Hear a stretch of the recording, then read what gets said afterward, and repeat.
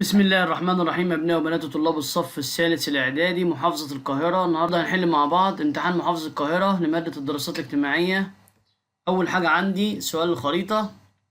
أمام خريطة صماء لدولة ألمانيا، اكتب ما تدل عليه الأرقام الآتية. رقم 1 عندي البحر البلطي. 2 دولة اسمها دولة فرنسا. 3 نهر اسمه نهر الراين. 4 جبال اسمها جبال الألب.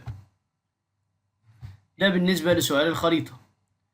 سؤال رقم ب بيقول لي تعد الصناعة الحديثة مقياس لتطور الشعوب وازدهارها في ضوء العبارة. أجب عما يأتي. نمرة 1، لماذا يعتبر إقليم شمال شرق الولايات المتحدة الأمريكية من أهم الأقاليم الصناعية؟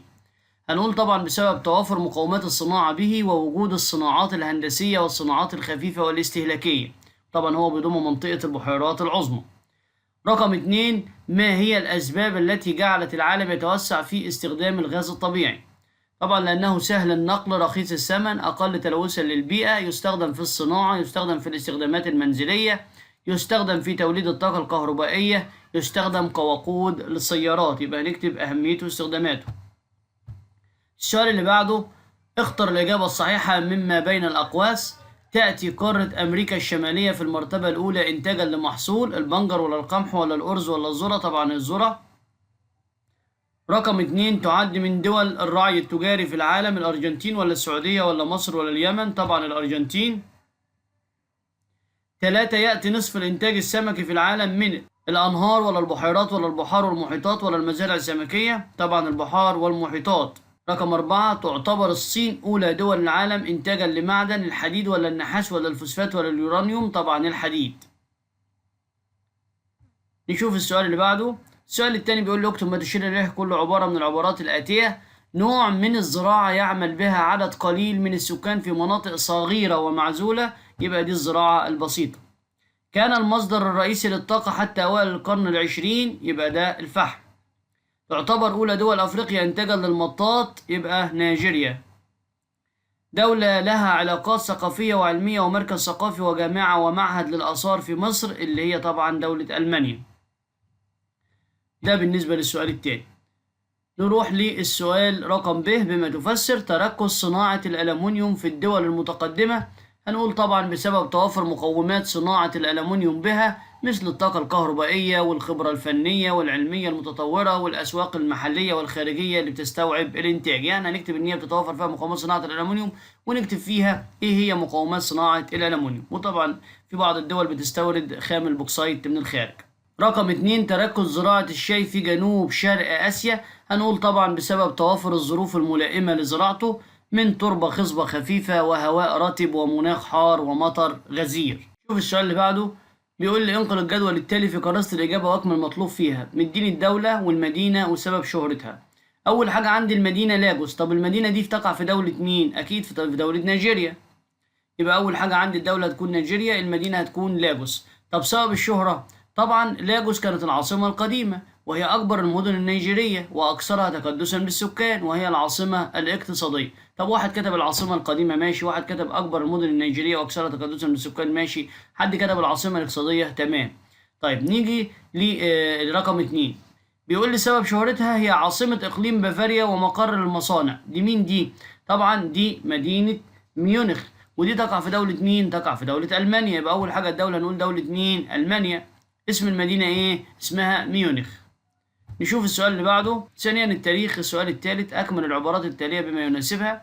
شاركت مصر في مؤتمر نقط لدول عدم الانحياز عام 1955 بأندونيسيا. يبقى شاركت مصر في مؤتمر باندونج. 2، تم إغلاق خليج مين في وجه الملاحة الإسرائيلية في مايو 1967؟ يبقى خليج العقبة. أقامت مين جسرا جويا لتقديم المساعدات العسكرية لإسرائيل في حرب أكتوبر 1973؟ طبعا الولايات المتحدة الأمريكية. الوثيقة الرسمية التي تحدد نظام الحكم في الدولة تسمى الدستور. عين الرئيس السادات الدكتورة مين وزيرة للتأمينات الاجتماعية عام 1971؟ الدكتورة عائشة راتب. نشوف السؤال اللي بعده رقم ب. الصورة التي أمامك تعبر عن انتصارات مصر بعودة طابة للسيادة المصرية. في ضوء ذلك أجب عما يأتي. كيف استعادت مصر هذا الجزء عام 1989؟ طبعا استعادت طابة عن طريق اللجوء إلى التحكيم الدولي. يبقى اللجوء إلى التحكيم الدولي لاستعادة طابة. رقم 2، اذكر اثنين من المزايا التي تعود على مصر والعرب من اختيار السلام بديلا عن الحرب. طبعا السلام هيعود علينا بالاستقرار الداخلي للبلاد العربية ودفع عجلة التنمية الاقتصادية والاجتماعية وتشجيع رؤوس الأموال العربية والأجنبية للاستثمار في مصر والدول العربية.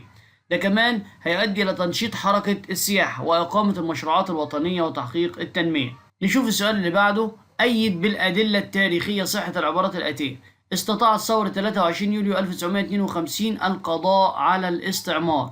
طبعا لأن من الإنجازات السياسية لثورة 23 يوليو هي توقيع اتفاقية الجلاء عن مصر في أكتوبر 1954 اللي تقرر فيها جلاء القوات البريطانية عن مصر خلال 20 شهر من توقيع الاتفاقية، وبكده طبعا تم رحيل القوات البريطانية عن مصر عام 1956.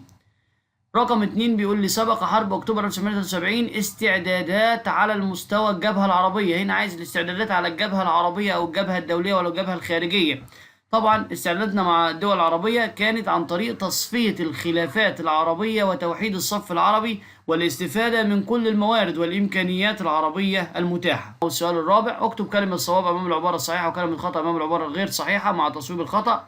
التطبيق غير السليم لنظام الخصخصة كان أحد عوامل قيام ثورة 25 يناير. طبعا إجابة صحيحة صواب. من إنجازات ثورة 23 يوليو الاقتصادية إصدار قوانين الإصلاح الزراعي. طبعا هنا العبارة خاطئة، يبقى خطأ، لأن طبعا ما كانتش من الإنجازات الاقتصادية لكن كانت قوانين الإصلاح الزراعي من الإنجازات الاجتماعية. أثبتت مذبحة دير ياسين دور العصابات اليهودية في طرد العرب من ديارهم. طبعا إجابة صحيحة صواب. اهتم الخديوي اسماعيل بالحياة النيابية فأنشأ مجلس شورى النواب عام 1866. طبعا إجابة صحيحة صواب. السؤال اللي بعده: اذكر نتيجة واحدة لكل مما يأتي. مؤتمر سان ريمو في إيطاليا عام 1920 نتج عن مؤتمر سان ريمو أنه أعطى لبريطانيا حق الانتداب على فلسطين عام 1920. طيب ما النتائج المترتبة على فشل العدوان الثلاثي على مصر عام 1956؟ طبعا انسحاب القوات الإنجليزية والفرنسية من بورسعيد، وانسحاب إسرائيل من قطاع غزة وشبه جزيرة سيناء، وإدراك الدول العربية خطورة إسرائيل وأطماعها في السيطرة على العالم العربي. شوف سؤال رقم ج: ما تقييمك للدور التاريخي المضيء الذي قام به كل من الشخصيات التالية؟ الفريق أول عبد المنعم رياض. طبعا الفريق أول عبد المنعم رياض كان له دور عظيم حيث كان أحد الأعمدة التي اعتمد عليها الرئيس جمال عبد الناصر في إعادة بناء وتنظيم القوات المسلحة في حرب الاستنزاف. عندنا المشير أحمد إسماعيل طبعا من الشخصيات المضيئة في حرب أكتوبر 1973 حيث تولى القيادة العامة الموحدة للقوات المصرية والسورية في حرب أكتوبر وتولى التخطيط والتنسيق على جبهتين المصرية والسورية وقاد خطة الخداع لصرف أنظار إسرائيل عن التجهيزات الهجومية. ده بالنسبة لامتحان محافظة القاهرة الترم الثاني لعام 2023.